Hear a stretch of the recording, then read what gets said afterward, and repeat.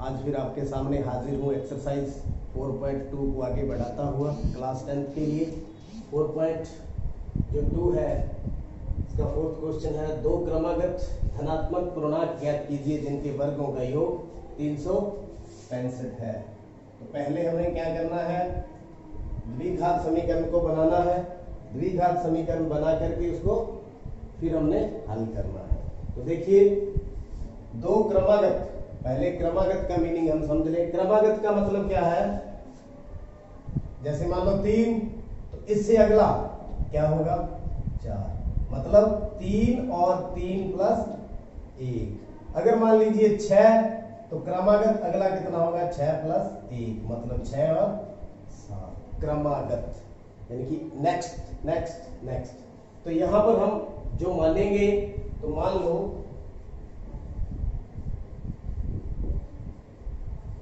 क्रमागत धनात्मक पूर्णांक कौन कौन से मान लें, एक x मान लें और एक x प्लस 1। जैसे देखिए 3 और 3 प्लस 1 4, 6 और 6 प्लस 1 6 और 7। इसी प्रकार यहां पर हमने क्या ले लिया x और x प्लस 1। तो प्रश्न के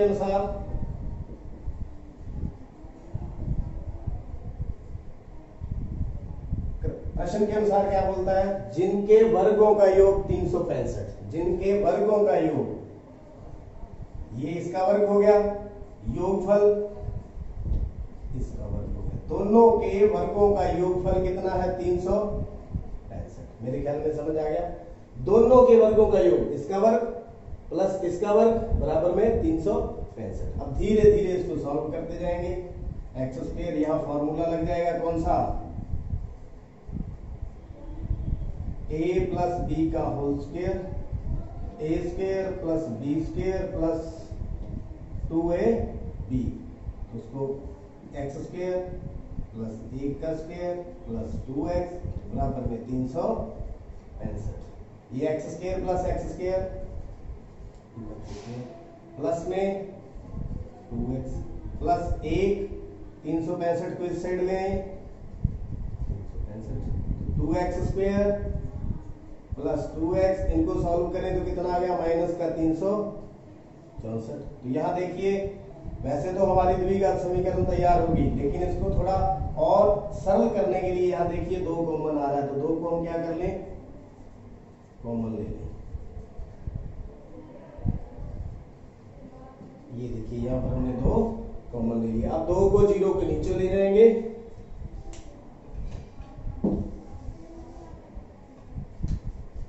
x square plus x minus 182 बराबर में 0 बटा में 2। ये 2 इसके नीचे चला गया डिवाइड में, और किसके इक्वल हो गया, 0 के इक्वल हो गया। अब हमने इसके गुणनखंड विधि के द्वारा इसके गुणनखंड करने हैं। किस तरह से करने हैं, मूल निकालेंगे।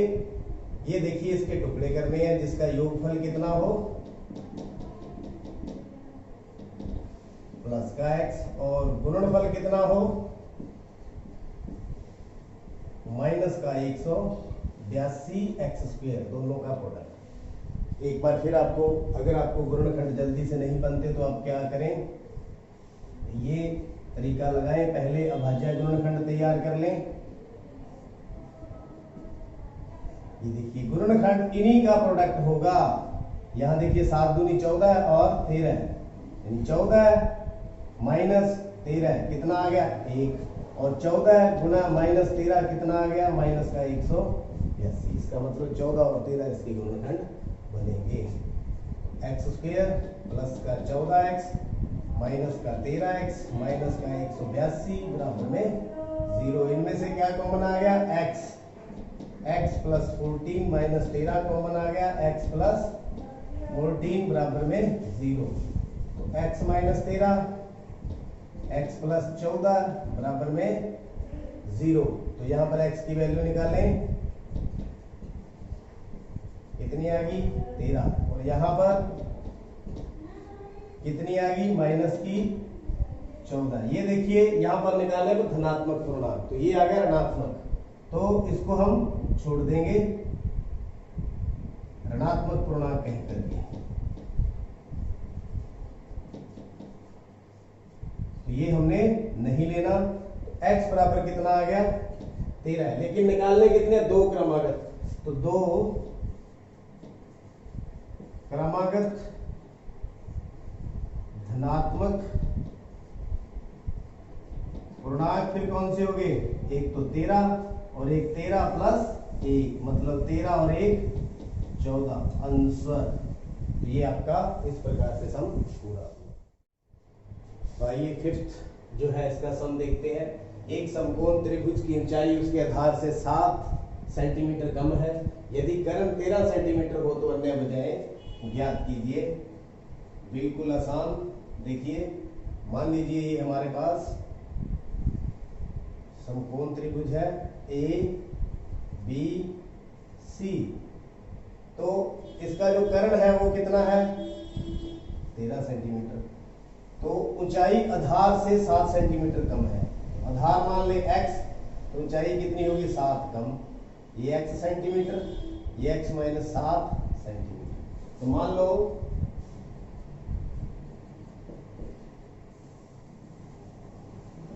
समकोण त्रिभुज का आधार कितना मान लें x, और ऊंचाई फिर कितनी होगी इसकी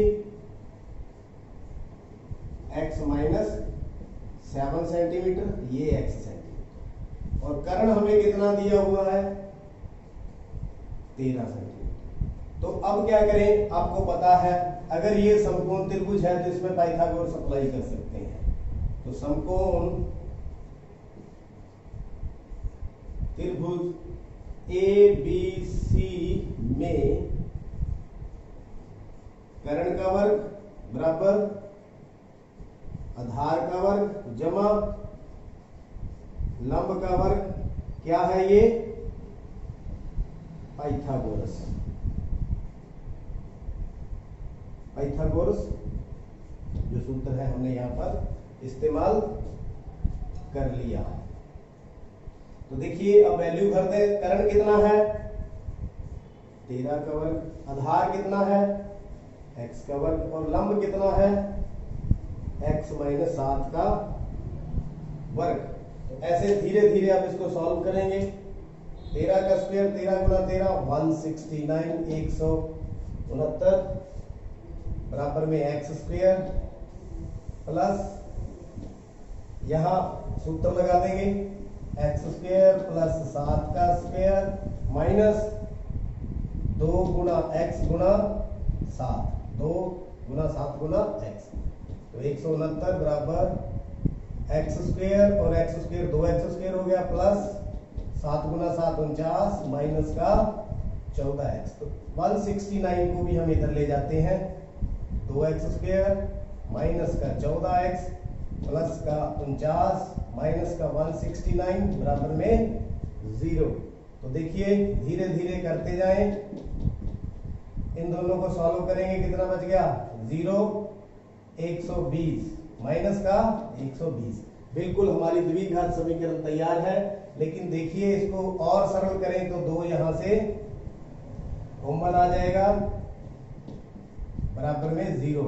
x square minus 7x minus 60 बराबर में 0 बटा में 2 बराबर में 0। तो ये आपके पास समीकरण हमारी तैयार होगी। अब फिर देखना क्या है, इसके गुणनखंड विधि के द्वारा करने के लिए योगफल इतना होना चाहिए माइनस का 7x और गुणनफल कितना होना चाहिए माइनस का 60x स्क्वायर। तो देखिए यहाँ माइनस एस का मतलब एक बड़ा आएगा। देखिए 60 के कौन कौन से जो गुणनखंड है वो संभव है। 2 पे गया 30, 2 पे गया 15, 3 पे गया 5, 2 2 3 5। तो देखिए यहाँ पर 7 है, यहाँ 60 है, जोड़ तो उनका होना चाहिए 7 और गुणनफल कितना होना चाहिए 60। तो देखिए किस तरह से देखते हैं,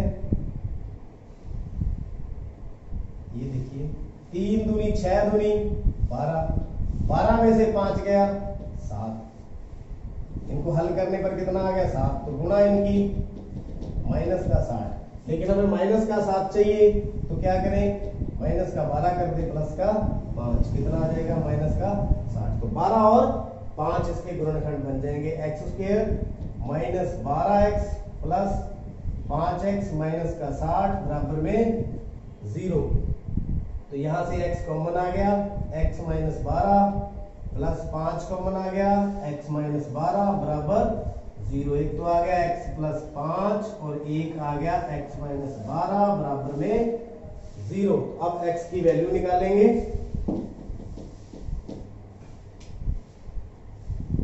तो x प्लस 5 बराबर में 0, तो x की वैल्यू कितनी आ गई, -5। आप देखिए त्रिभुज की कोई भी भुजा कभी ऋणात्मक होती है, नहीं होती, तो यह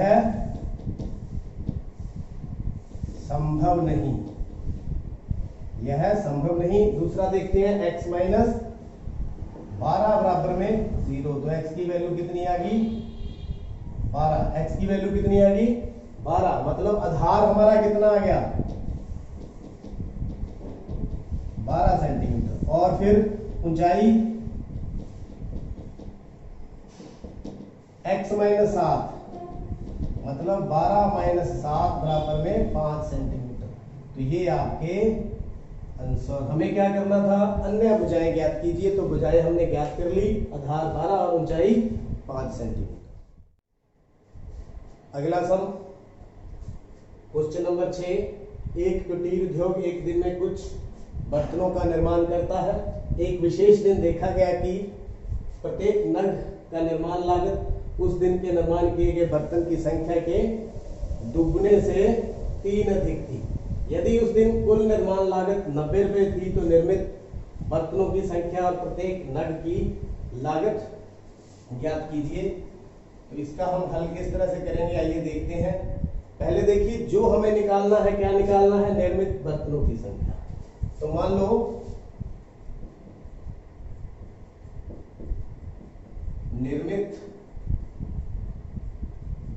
बर्तनों की संख्या कितनी मान लें x। तो प्रत्येक नग की लागत,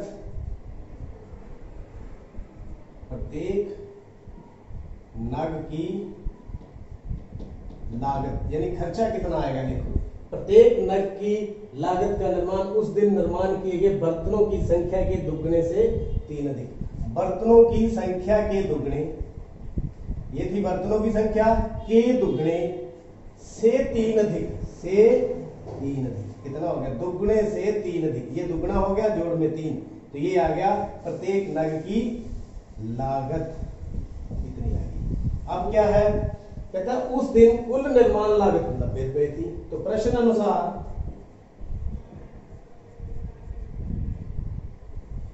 कुल निर्माण लागत का क्या मतलब है, कितने बर्तन, एक की कीमत इतनी, तो ये कुल हो गया। दोनों को गुणा कर दें तो क्या हो जाएगा, कुल बर्तनों की संख्या को उसके लागत से गुणा कर दें तो क्या बन जाती है, निर्माण लागत कुल। तो यहाँ पर x गुणा में 2x जमा में 3 बराबर में कितना 90। ये देखिए ये बर्तनों की संख्या, ये उनके रुपए, ये कुल रुपए बन गए। एक स्पेशल दिन, तो क्या करें, मल्टीप्लाई करते जाएं, 90 को इधर ले आए बराबर में 0। तो ये हमारे पास समीकरण तो तैयार होगी। अब x की वैल्यू निकालनी है।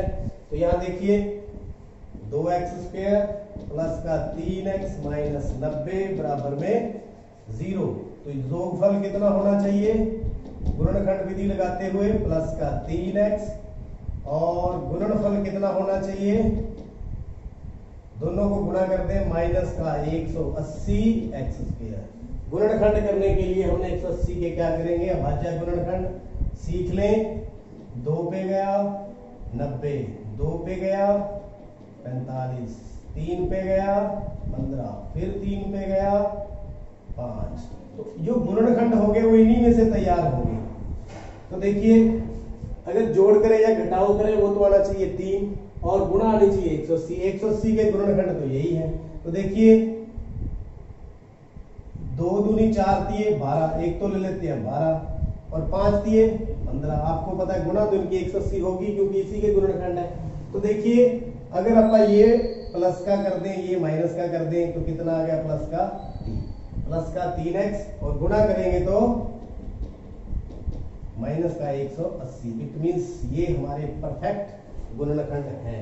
तो इसके हम दो टुकड़े कर देंगे, 2x² प्लस का 15x माइनस का 12x माइनस 90 बराबर में 0। यहां से क्या कॉमन आ रहा है x, अंदर क्या रह गया 2x प्लस 15। यहां से देखिए क्या कॉमन आ रहा है, 12 तो कॉमन आ नहीं रहा, तो 6 कॉमन आ रहा है, तो माइनस का 6, अंदर क्या रह गया 2x प्लस 15। तो ये एक जैसे हैं बिल्कुल, 2x जोड़ 15 कॉमन ले लिया और अंदर क्या रह गया x माइनस 6 बराबर में 0। अब क्या करेंगे, x की वैल्यू हम निकाल लेंगे।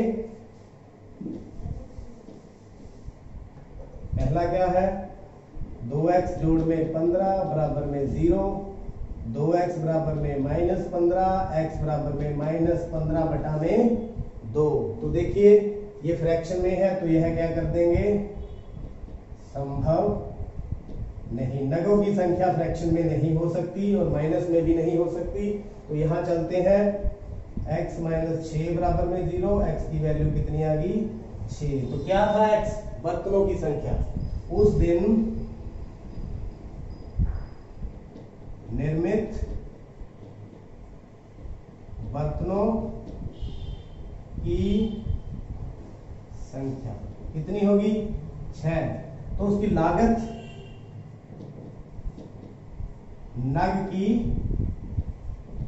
लागत कितनी है 2x प्लस में 3, यानी कि 2 गुना में 6 प्लस में 3, 12 जमा में 3 कितनी आएगी 15 रुपए। तो ये आपके आंसर। इस प्रकार ये एक्सरसाइज आज पूरी हुई। आपका बहुत बहुत धन्यवाद।